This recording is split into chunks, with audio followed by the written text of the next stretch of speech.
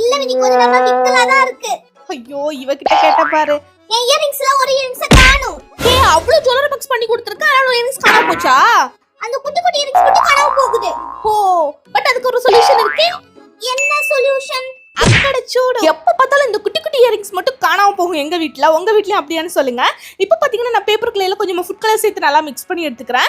ஒரு கவர்ல இந்த மாதிரி ஒரு பவுல் வச்சுட்டு அதுக்கு மேல பாத்தீங்கன்னா இந்த பேப்பர் கிளேயை ஃபுல்லா ஸ்ப்ரெட் பண்ணி விட்டுக்கோங்க. இந்த பேப்பர் கிளே எப்படி பண்றது அப்படின்னு நான் ஆல்ரெடி வீடியோ போட்டிருக்கேன், பெரிய வீடியோ. டைட்டிலுக்கு மேல லிங்க் இருக்கும், செக் பண்ணி பாத்துக்கோங்க.